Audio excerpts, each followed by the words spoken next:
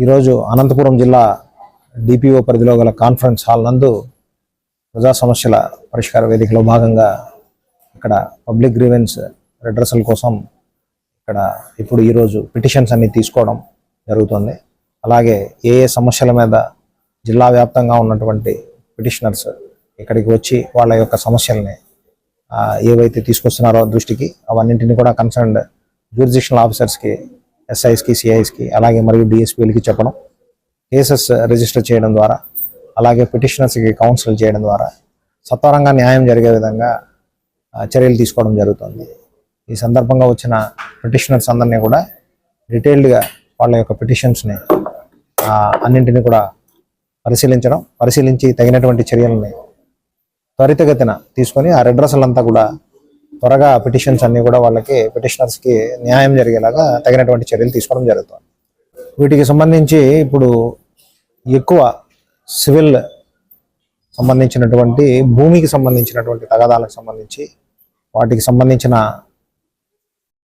ఓనర్షిప్కి అలాగే దానిలో ఎవరిదైతే ఆధీనంలో ఉంది, స్వాధీనంలో ఉంది వాటికి సంబంధించినవి, అలాగే ఇదివరలో ప్రీవియస్గా జరిగినటువంటి ట్రాన్సాక్షన్స్కి సంబంధించినవి ఇవి ఎక్కువ మొత్తంలో ఎక్కువగా రావడం అనేటటువంటిది కూడా జరుగుతుంది.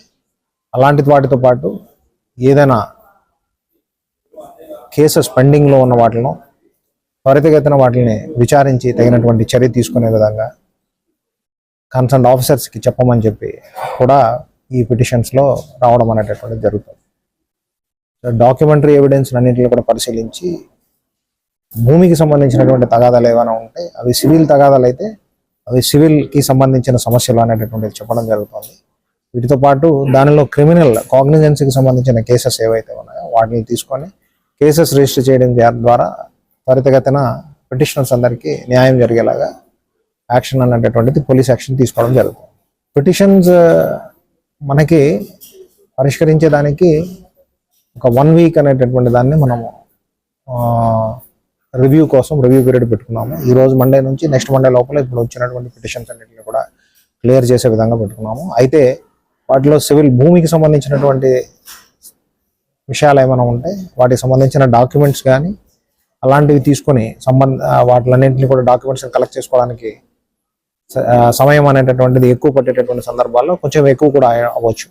బట్ కాగ్నిజెన్స్ ఉండేటటువంటి కేసెస్ అన్ని కూడా వాటికి సంబంధించింది ఏదైనా వస్తే వితిన్ 24 hours వాటిని మనము పరిష్కారం అనేటటువంటి దానికి చేసే విధంగా ఇక్కడ చర్యలు తీసుకోవడం జరుగుతుంది.